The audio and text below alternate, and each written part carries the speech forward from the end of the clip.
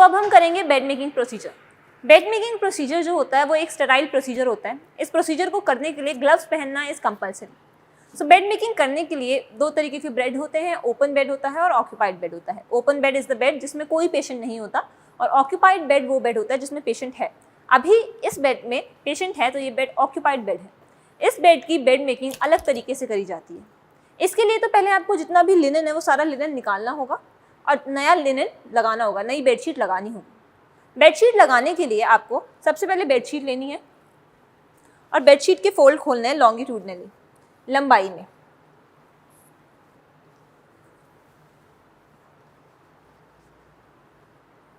Patient ने अगर top sheet ले रखी है तो उसकी टॉप शीट को हटा दीजिए। उसके बाद जैसे मैंने बोला अपनी बेडशीट को लॉन्गिट्यूडनली खोलिए कुछ इस तरीके से। उसके बाद अपनी बेडशीट को डबल जितने भी लेयर हैं उस लेयर को सिंगल लेयर करके लंबाई में से खोल दीजिए।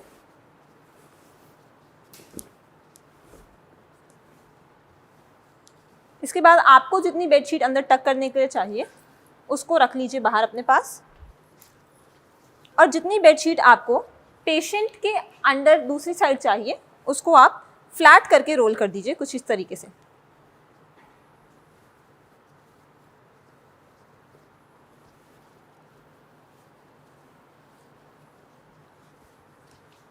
मेक श्योर कि आपका जो बेड है वो रिंकल फ्री हो, बेड में ज़्यादा रिंकल्स ना हो।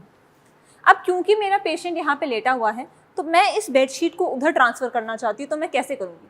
इसको ट्रांसफ़र करने के लिए मुझे अपने पेशेंट को लेटरल पोजीशन देनी होगी। Bed making is a procedure जहाँ पे आपको 2 असिस्टेंट्स की ज़रूरत होगी। मेरे साथ यहाँ पे एक और असिस्टेंट है।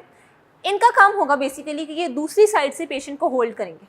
अगर आपके पास कोई असिस्टेंट नहीं है या असिस्टेंट ऑक्यूपाइड है तो यहाँ पे आप फैमिली के अटेंडर को भी बोल सकते हैं कि वो पेशेंट को पकड़े। सो अब हम पेशेंट को लेटरल पोजीशन देंगे। पेशेंट को लेटरल पोजीशन देने के बाद दूसरे असिस्टेंट का काम होगा कि उसको हेड से और उसके नी के पीछे से उसे सपोर्ट करे ताकि वो पेशेंट नीचे ना गिरे।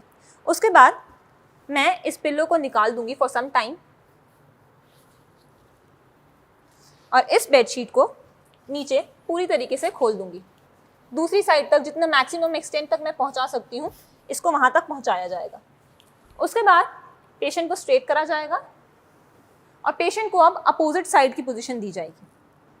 सो पेशेंट को मैंने होल्ड कर लिया है। अब दूसरे असिस्टेंट का काम है कि वो इस बेडशीट को स्प्रेड कर दे। जैसे जैसे वो बेडशीट स्प्रेड करेगा आप अपने पेशेंट को वापस नॉर्मल पोजीशन में ला सकते हैं।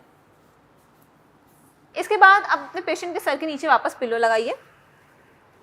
वंस आप ये पिलो लगाएंगे इसके बाद आपका काम होगा इस बेडशीट को बेड के अंदर टक करने का।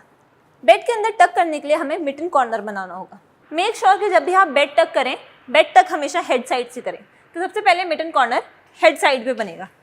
मिटन कॉर्नर बनाने के लिए हेड एंड को अच्छे से टक कीजिए। यहाँ पे 45 डिग्री का एक एंगल बनाइए कुछ इस तरीके से।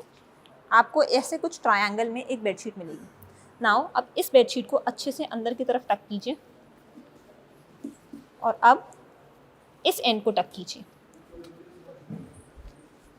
और ऐसी शेप में आपको आपका मिटन कॉर्नर मिलेगा। Thank you for your interest and attention. If you like learning this way, download your personalized app.